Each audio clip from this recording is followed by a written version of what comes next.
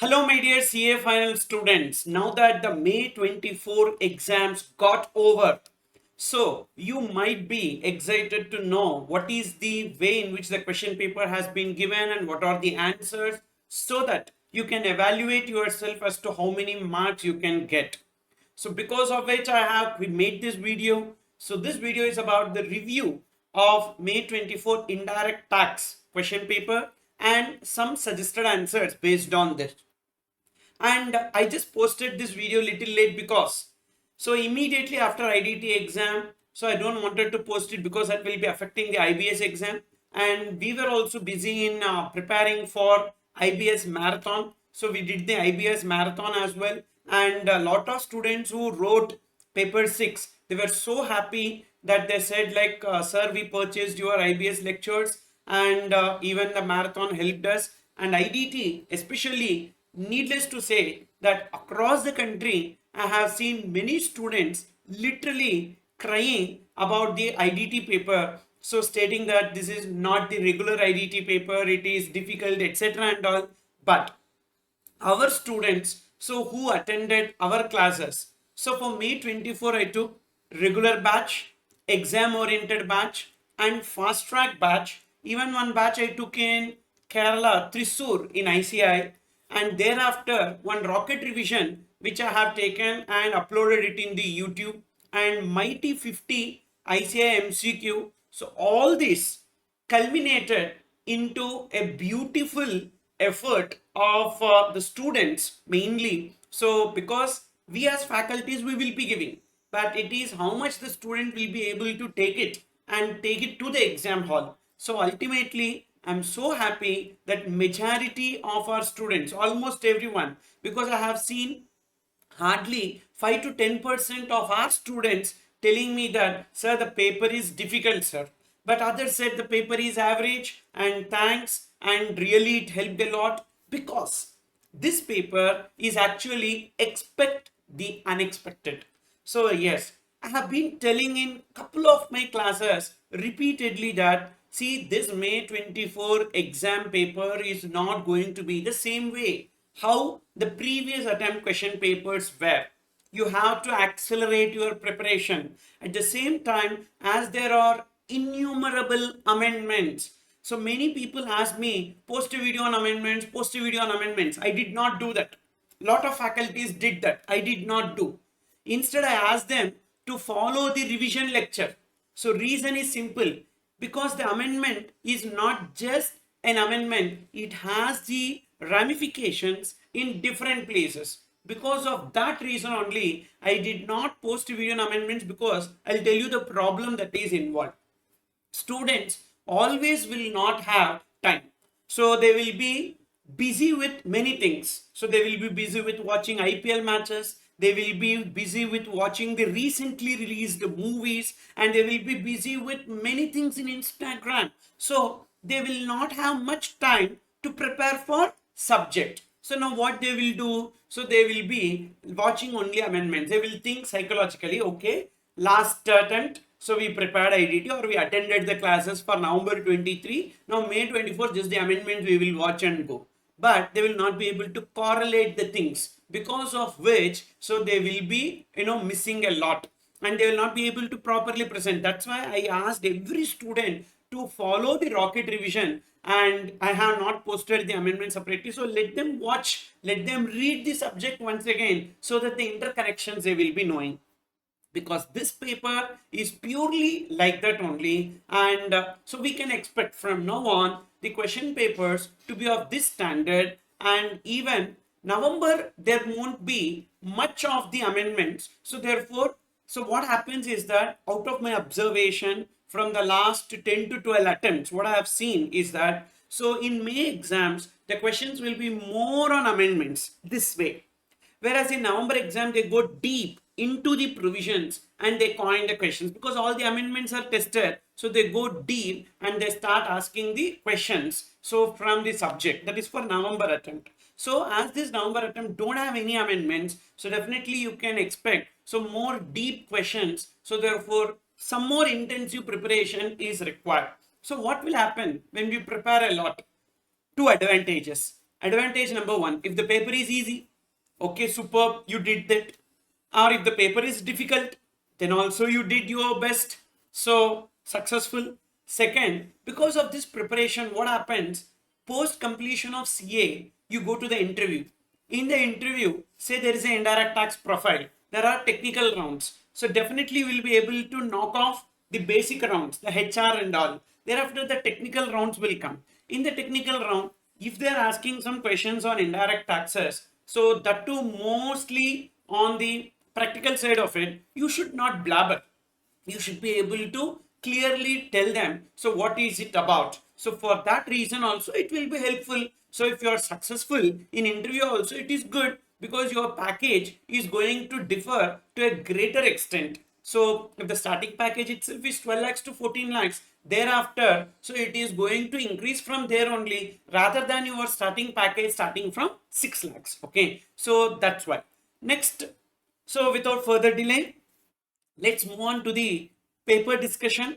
So the first question, I have not got the MCQ part, because this MCQ part, there is a lot of issue that is happening with respect to MCQ. So like FR paper got released even before the exam time got completed. So a lot of people, lot of faculties with over enthusiasm, so they have sent their people to scan the MCQ paper and uploaded it, etc.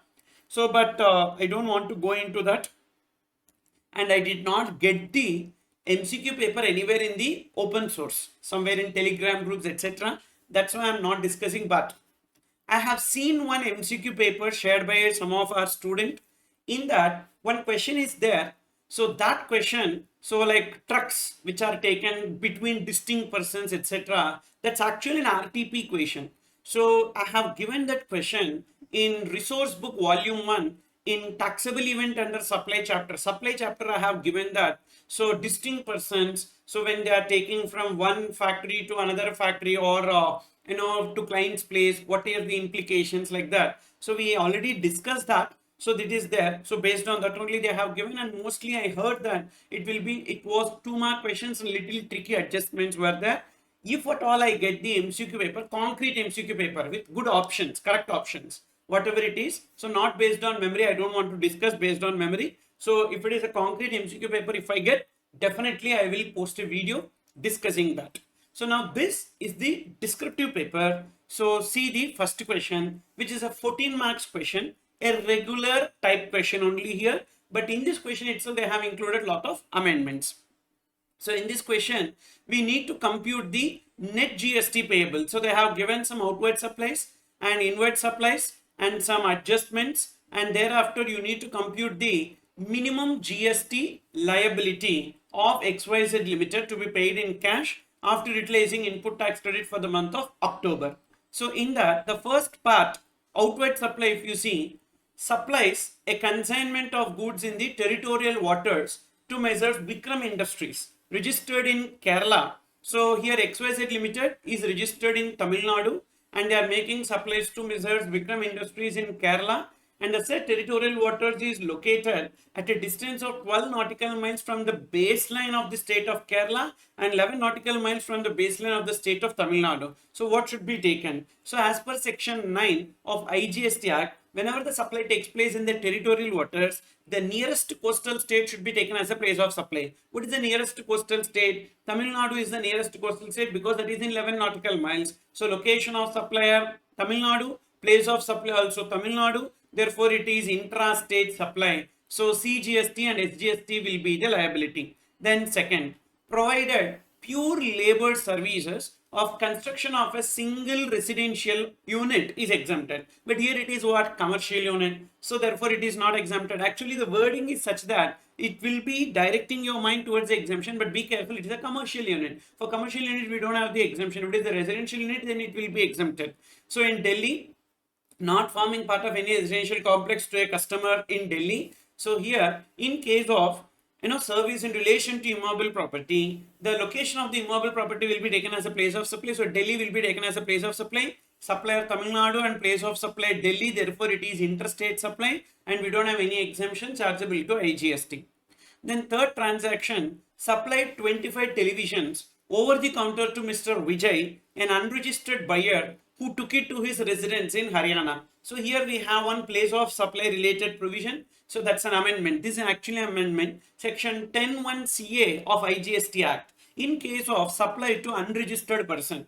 So what should be taken as a place of supply? Location of recipient in the records of the supplier, otherwise location of supplier. And related to this third point, there is one note which is given. You can see point number 5. Invoice issued to Mr. Vijay for television mentions only his name and state. So name and state, which means the state information is there. Yes, the state information is there. So therefore location of recipient is available in the records of the supplier. Address not required, just the state is sufficient. So therefore we know that, and Haryana will be taken as the place of supply in this case. So therefore it will be coming under interstate. So these are the three outward supplies that we have, and we have inward supplies, but we will see the inward supplies little later because we need to prepare the first statement. What is the first statement? Statement showing the GST payable under FCM. Okay, for that reason. And in the notes, first point, the company claimed depreciation and income tax on the value of new truck purchase.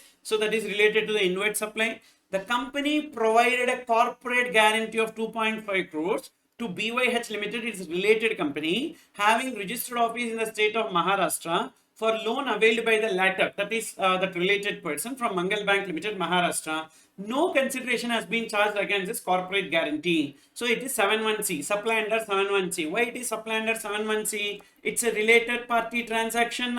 When it is a related party transaction, so even though without consideration it is supply. And we have rule 28, proviso to rule 28. What is proviso to rule 28? That's an amendment which says that 1% of the guaranteed amount or the actual consideration, whichever is higher, should be taken as a value. So 2.5 crores into 1%. So we don't have any consideration. That should be taken as a value, and it's an outward. And location of recipient here is in the state of Maharashtra. Therefore, it is interstate supply. So this is also an outward supply. Then third point is related to inward supplies. And fourth point also ITC, and fifth point already you have seen, and sixth point is also related to inward supply. So these are the various outward supply data.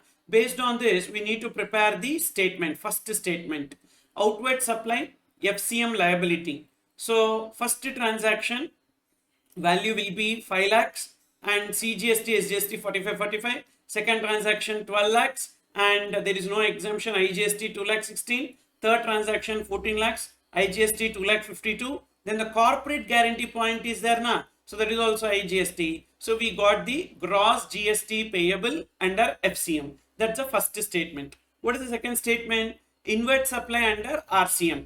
So plus third statement ITC. So these two things we need to see. First one, inward supply data you see in the first point.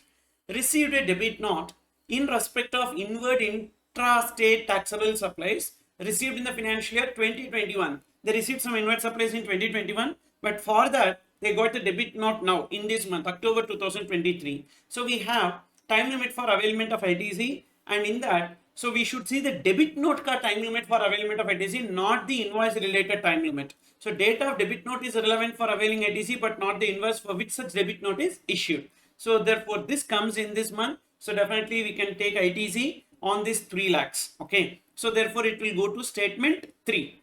Then next one, second, purchased silk yarn to be used as raw material from Mr. Ravi, who manufactures silk yarn from raw silk. Mr. Ravi is registered in the state of Rajasthan. So we have an amendment related to goods covered under RCM. In that goods covered under RCM, so a manufacturer who is making silk out of silk yarn out of raw silk is covered under RCM. The recipient is required to pay GST. It's an inward supply and it is inter because the supplier is located in the other state, inter, and there is a RCM liability. So it should come in statement 2, RCM liability, plus it will also come in statement 3. We can take IDC with respect to that. Then third, availed service of an arbitral tribunal in Chennai, Tamil Nadu for a worth to settle a case relating to Companies Act, 6 lakhs. So arbitral tribunal services to business entity whose turnover during the previous year exceeds the threshold limit for registration, because their turnover was 190 lakhs. So definitely it will be taxable and it will be coming under RCM, and it is an intra-state supply within the state of Tamil Nadu, and therefore it should come in statement 2. as well as statement 3. We can take ITC with respect to that. Fourth one, purchase raw material from ABK Limited registered in the state of Andhra Pradesh. And here, related to this, there is one note you can see. ABK Limited is mandatorily required to issue invoice. However, it did not issue invoice with invoice reference number, although the invoice was reflected in 2B. So, a number of times I stress this point that if a person is required to give e-invoice but has not given e-invoice, even though it is reflected in 2B, the recipient cannot take ITC. Like that, they have stressed this point. So the same point is given here. So ITC cannot be taken in this case. Then purchased a new truck from a dealer in Cochin, Kerala for transport of materials. Related to this also there is one adjustment. The company claimed depreciation under Income Tax Act on the value of the new truck purchased, including all applicable taxes. So depreciation is calculated on the tax component. So it is a section 16 subsection 3 restriction. So ITC cannot be availed. Then next one, so related to inward supply, third point, company has availed services in an interstate transaction with a taxable value of 9 lakhs and the tax rate of 18%. This transaction was liable to tax under reverse charge. Payment for the same to supplier was not made till the current month, overdue for 180 days, more than 180 days. However, tax due under the said transaction was paid to government and ITC has been availed. So 180 days condition is not applicable in case of RCM liability. In case when our inward supply is covered under RCM, we don't have to make the payment to the supplier within 180 days. So everyone will be thinking that 180 days restriction is there. No, 180 days condition not applicable in case of RCM. No need to reverse the ITC in this case. Okay. So ITC reversal shall not arise. Then fourth point already we discussed about debit note. So these are the various inward supplies. So statement 2 and statement 3. What is statement 2? Inward supply RCM liability, that is silk yarn and arbitral tribunal. And input tax credit, the silk yarn and arbitral tribunal will come, and we have raw material purchased and new truck, there is no ITC, only on these two.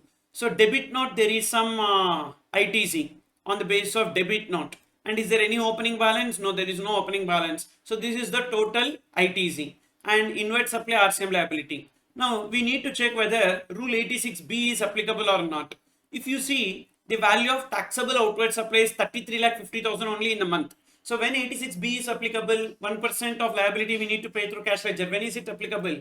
If the taxable turnover in the month exceeds 50 lakhs. In this case, it is only 33,50,000. So 86B is not applicable in this case. So normally we will compute gross GST payable, copy paste 54, gross GST payable 45 and 5,13,000 minus ITC. So first IGST credit we need to utilize 1,44,000, then CGST, SGST credit, excess we can use for IGST, add RCM liability, net GST payable in cash, 54,000 and 4,41,000. This is the answer for this question. Then second one. So one student told me, sir, they have not given any question on exemptions. Maybe the question paper you did not read properly, dear. They gave. Second question is that only based on exemptions. A banking company, measures YVPAY Bank, YVPay Bank Limited, is registered under GST and provided the following services during the month of October 2023. Discount earned on bills discounted 6 lakhs, it is exempted. So any consideration represented by way of interest or discount on loans, advances, deposits is exempted. So discount earned on bills discounted is exempted. Interest earned on reverse repo transactions. Repo and reverse repo, the discount or the difference is nothing but the interest, that is exempted. Penal interest recovered from the borrower for delay in payment of loan, EMI or dues, even that is also exempted. So why it is exempted? If the loan is exempted, interest on loan is exempted, the penal interest for non-repayment of the EMI is also exempted. We have a CBIC circular related to that. Okay. So CBIC circular related to that. And services to merchants accepting credit or debit card payments using POS machine of bank. In 50% cases, the amount per transaction was up to 1,500, while in the other cases, the amount was between 1,500 to 2,000, up to 2,000 rupees. So debit card or credit card, so these charges will be exempted. We have an exemption related to that. Commission received for debt collection service, interest charges for late payment of credit card, these two will be taxable, and these two are taxable. Thereafter, The bank has opted for optional payment method. What is that optional method for ITC? 50% of the ITC they can take. And GST paid on eligible input services, eligible capital goods is given. Out of that, 50% can be taken. Blocked credit cannot be taken. Okay. Then 7 lakhs only the credit that can be taken, and this is the GST paid. And based on this, we need to compute the net GST payable. You can see the answer. Value of taxable supply 16 lakhs. How 16 lakhs? This 12 and 4. 16 lakhs. On that GST will be 18%. They are asking us to ignore bifurcation between CGST, SGST. So 18%, 2 lakh 88 minus input tax credit utilized 7 lakhs. We have utilized net GST 0 and excess ITC carried forward. So that is the answer for this. And next one, B. Measures Win Here 2407 is an online money gaming platform. Actually, this is a question directly from RTP. May 24 RTP. I incorporated this question in Mighty 50. So it came, directly it came. Just the numbers they have changed. Everything else is same. It's an online gaming platform operating from Singapore. It provides its users a platform to play and win money in different games that are available on its web portal. In the month of October, Mr. Anil, an unregistered person located in India, deposited an amount of 15,000 in the master wallet available on the portal. Subsequently, following transactions were undertaken by Mr. Anil during the month of October 2023. So this 15,000 rupees he deposited now, that will be taken as the value, and GST will be calculated on inclusive basis on this. Now what he did, out of this 15,000, he utilized the amount of 2,500 for playing the virtual racing game. As a winning amount, 11,000 was credited. So no GST on that 11,000. On another portal operated in the name of Win90, he placed a bet. So betting, the separate transaction, 12,000 on an international cricket match. The amount of such bet was paid to master wallet with applicable taxes, and accordingly the bet amount of 12,000 with applicable taxes was transferred from the wallet of Mr. Anil to the bank account. So this 12,000 plus taxes means exclusive of GST. That 12,000 will be taken as a value on which GST payable. Mr. Anil transferred the balance amount from the master wallet to his bank account after doing the aforesaid transaction. Based on the information provided above, answer the following questions, providing reasons in brief. Compute the taxable value under GST law and total GST payable. So simple, there are two transactions. One is 15,000 inclusive of GST, another is this 12,000 exclusive of GST. So these two things if we take, that will be taken as the value and GST payable. 15,000 inclusive of GST, 12,000 excluding GST. So 3,281 and 3,360, 6,641. That is the first part of the question.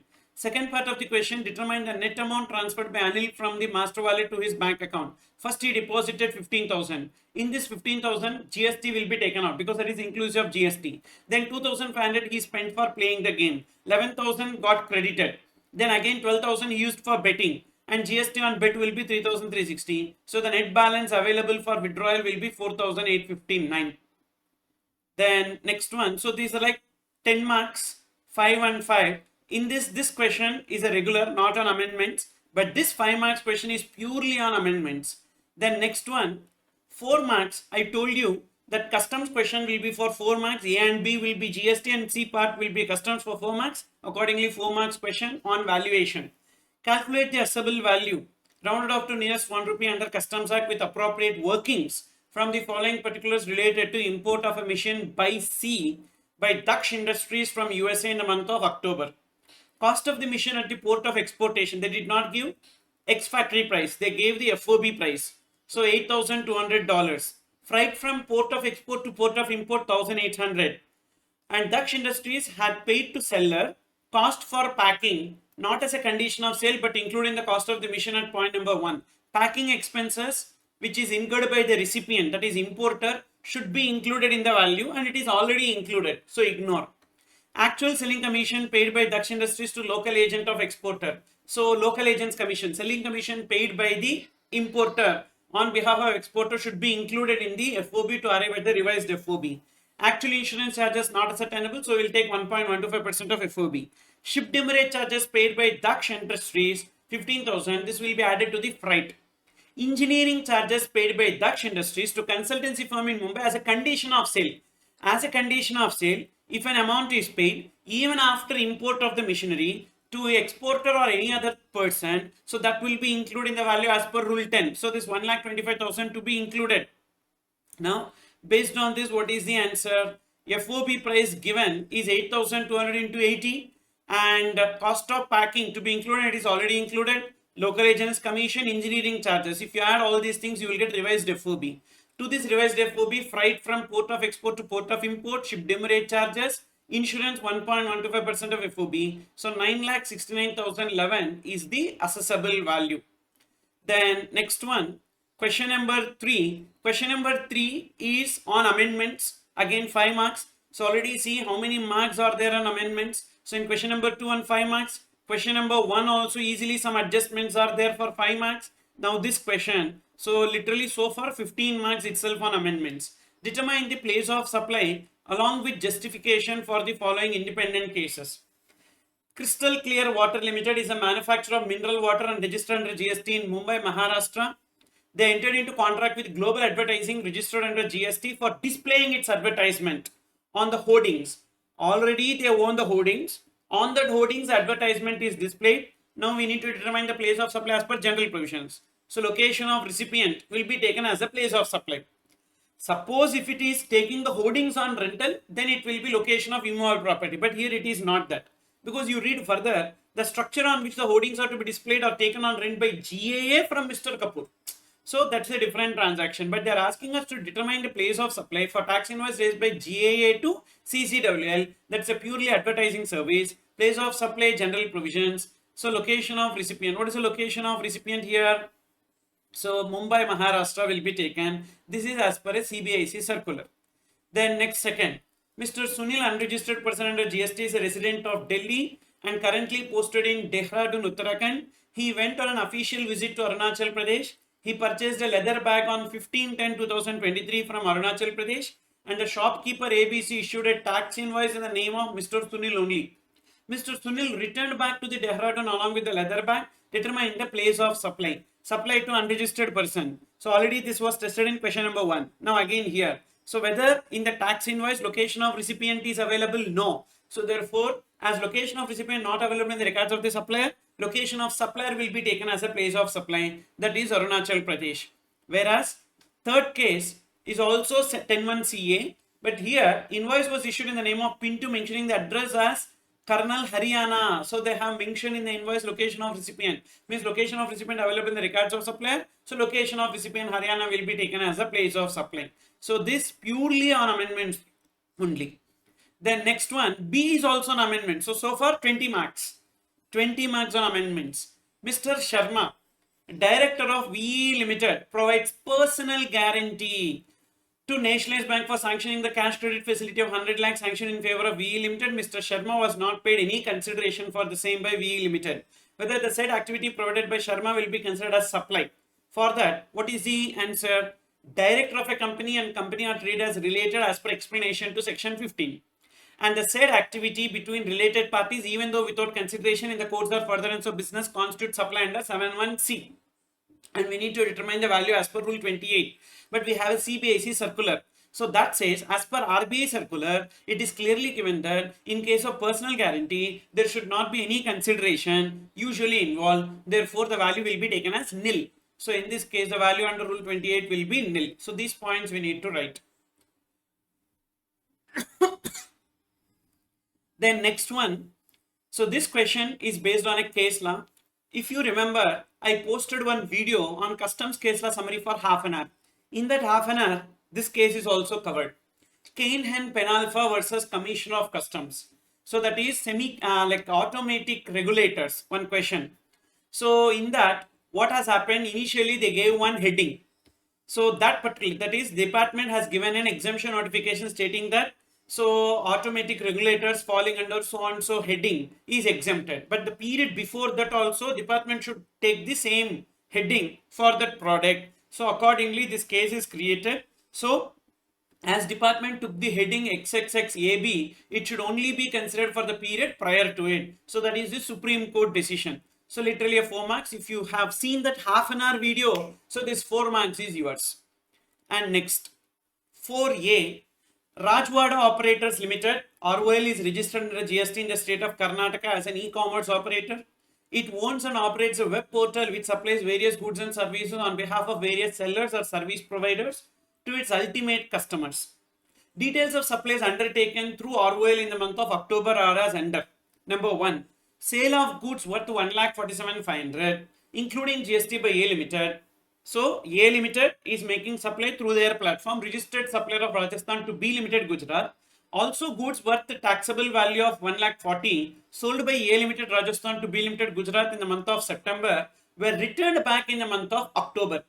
So usually for the month of October, if you see what has happened, so net value of taxable supply should be taken for computation of TCS. Actually, this question is about computation of TCS, and we need to compute CGST, SGST separately because I have given the rates accordingly. So now what we need to do is that first we need to check the net value of taxable supplies. 1,47,500 into 100 by 118 because 1,47,500 is inclusive of GST minus returns 1,40,000 negative. In case of negative value, we don't have to compute the TCS.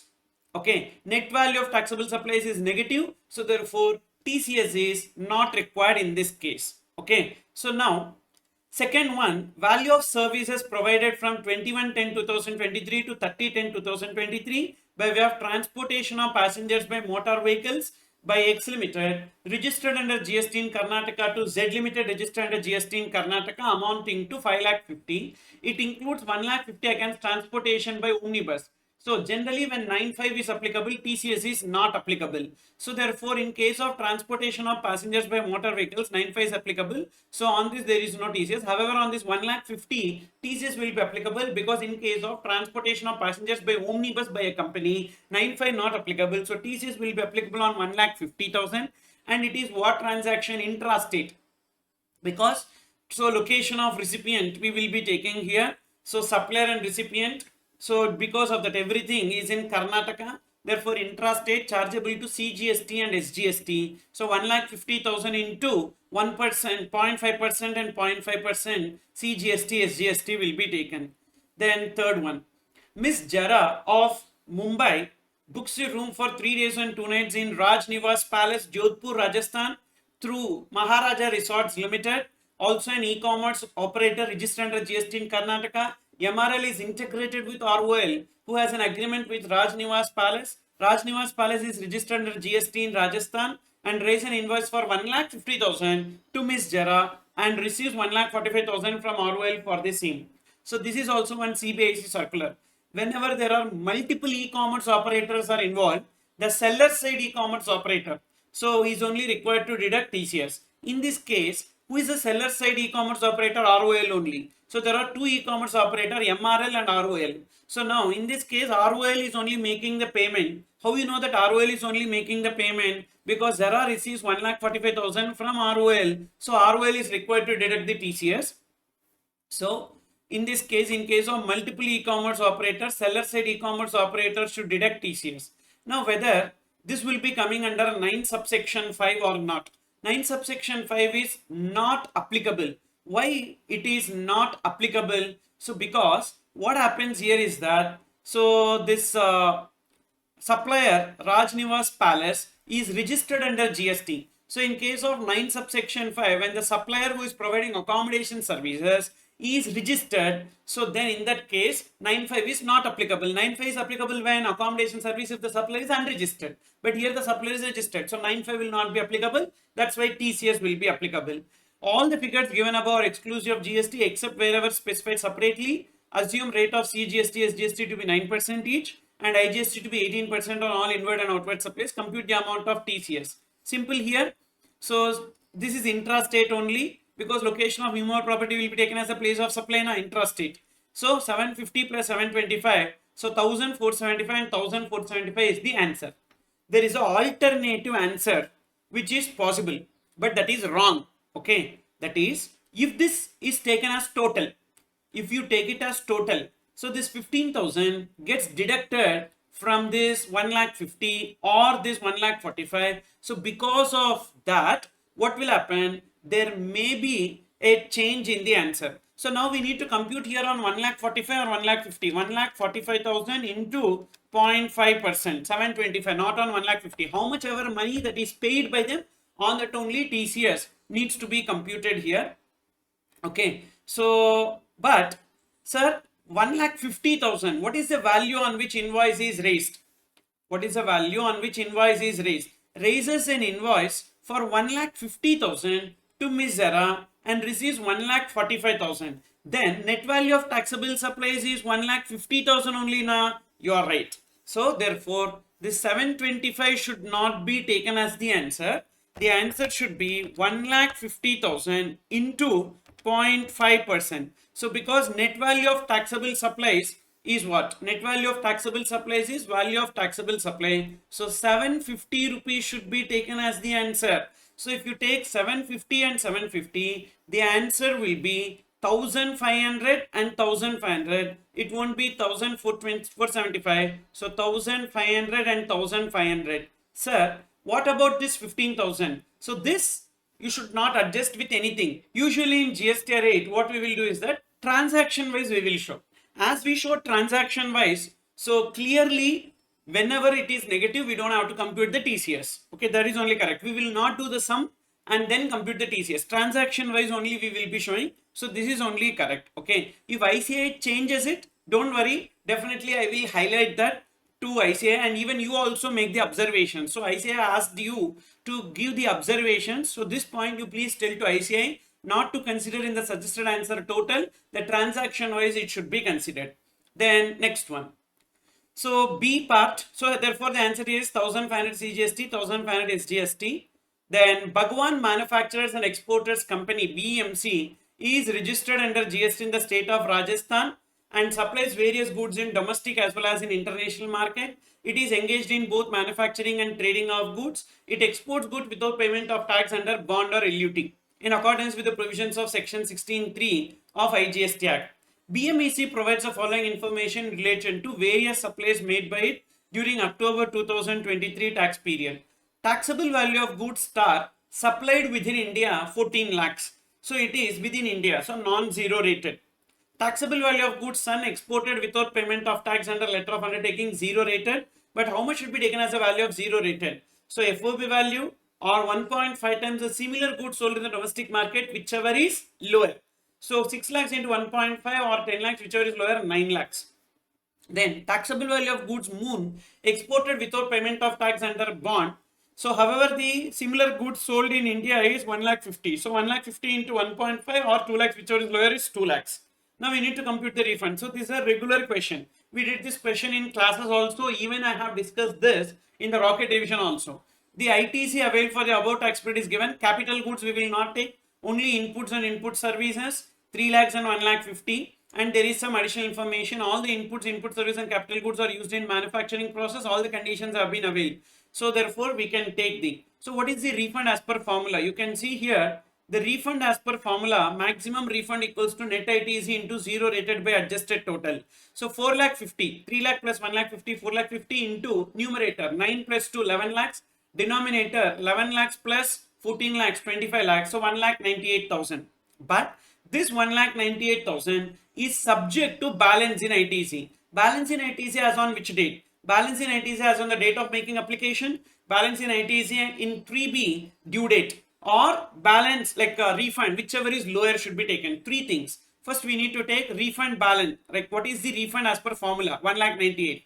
Then what is the balance in ITC at the time of filing refund application? 1,50,000. What is the balance in electronic rate ledger at the end of October for the period for which we have made the refund application? 3,25,000. Whichever is lower is 1,50,000. So 1,50,000 only we will get as the actual refund. Then C part of this question is related to baggage. Varun Goyal, an IT professional and a person of Indian origin, is residing in USA for last 14 months. He wishes to bring a used microwave oven costing approximately 1,85,500 and weighing 15 kg with him during his permanent return to India. He purchased the oven in USA 6 months before and has been using that oven for his personal use in his kitchen. He is not aware of Indian customs rules. Analyze and summarize the related legal provision of baggage rules. So we need to write about Rule 6. Transfer of residence. Rule 6, transfer of residence. All articles other than annexure 1 and 2. Microwave oven is an eligible article. What is the eligible value? Stay between 3 to 6 months up to 60,000. 6 months to 1 year up to 1 lakh.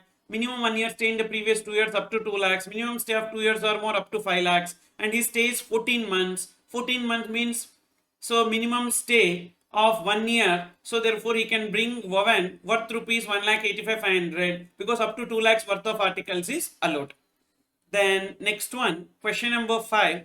Question number 5 is related to appeals, pre-deposit and interest on pre-deposit. In an order passed dated 1st April 2023 issued to Sitaram Private Limited, the Commission of Central Tax being revisional authority. When revisional authority passes the order, the appeal will be with GST 80. Revisional authority has confirmed IGST demand of 1,400 crore, penalty of 200 crore and interest of 20 crore. Sitaram Private Limited admits the tax liability, penalty and interest to the extent of 220 and 10 crore respectively, but wishes to litigate the balance amount of demand and thus they deposit the required amount of pre-deposit on 12th April and files an appeal with the GST 80. GST 80 decides the appeal in favor of Sitaram Private Limited on 12th June and they submitted an application seeking refund of the pre-deposit along with applicable interest on 2nd July, and the department acknowledges the application on the same day. The amount of pre-deposit is refunded to Sitaram on 15th October. With reference to provisions of GST law, compute the amount of pre-deposit required to be deposited before filing an appeal to GST 80 and the interest payable by the department on refund of such pre-deposit. It's a very good question on appeals. We discussed this also in classes. First, we need to make a pre-deposit. How much is the pre-deposit? 100% of the admitted due plus 20% of the disputed tax, subject to maximum 50 crore under CGST and 50 crore under SGST.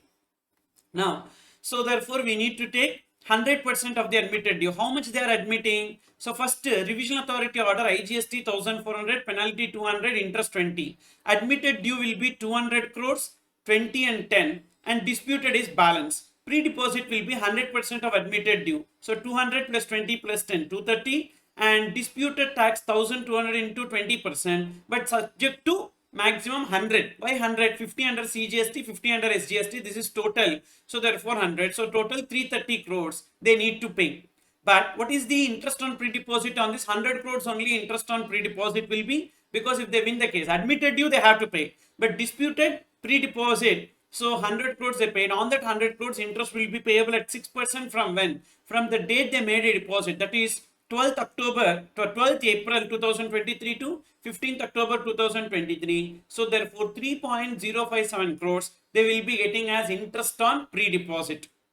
Then next one, 5B, GST department initiated prosecution proceedings against Mr. Sahil, a taxable person under GST. Mr. Sahil collected 8 crores as GST but failed to pay the same. This is collected an amount as tax and not paid within 3 months. He approached the commissioner with a request for compounding of offence. He made full and true disclosure of the facts relating to the case. After considering the request, commissioner directed him to pay 5.2 crores. This is also an amendment. Actually, this question is also an amendment, compounding of offences. So literally, you believe or not, from amendments itself, they have asked close to 40 marks. So if at all you have studied amendments and went for the exam, also, so you will be getting 40 marks, okay? But not directly amendments. It is connected with regular provisions as well.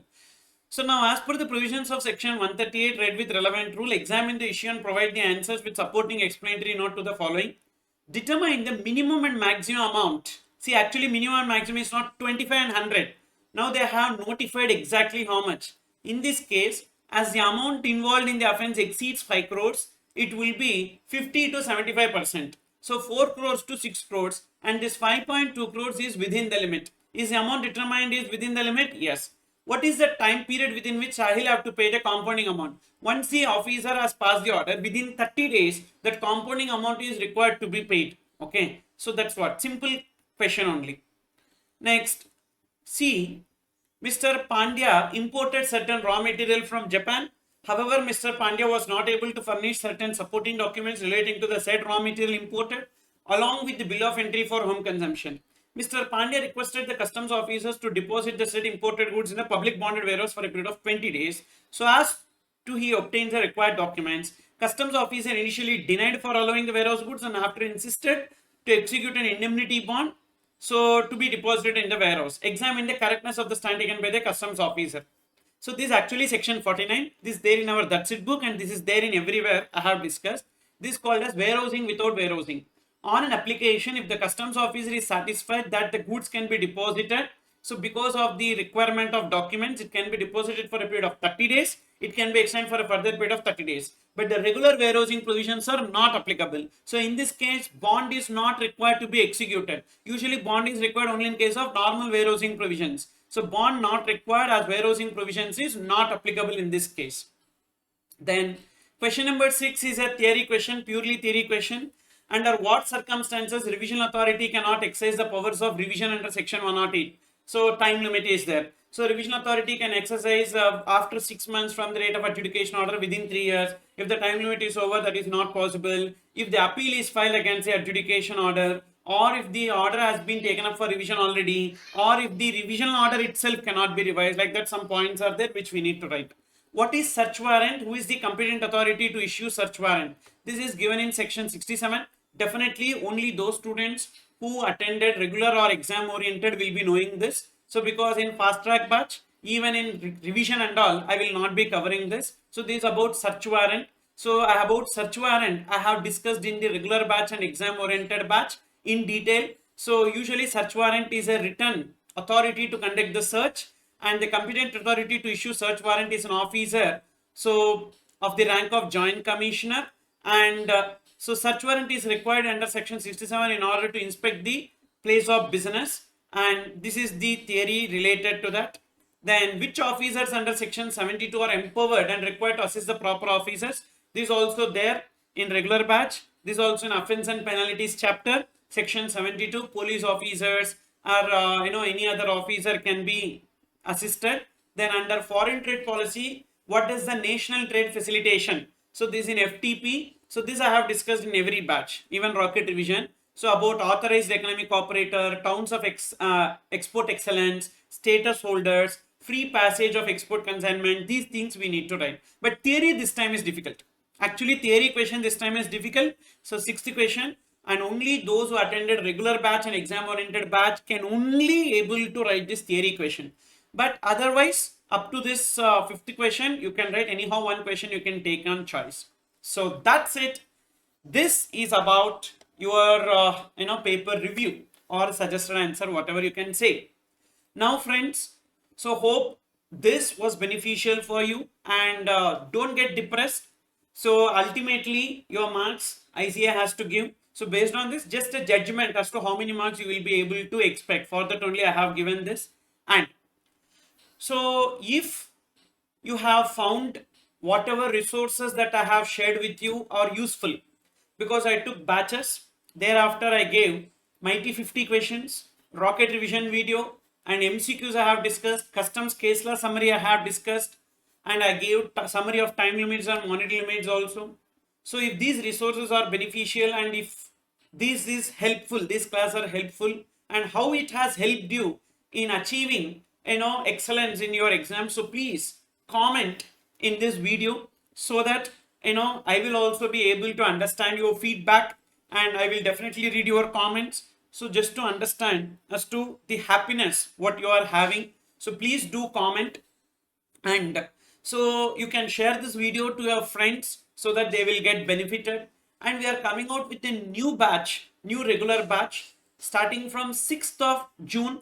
So it's an evening batch from 6:15 to 8:45. You can attend either face to face or online live. Even you can purchase the Google Drive also, approximately 180 hours. The batch will get over by August 15th.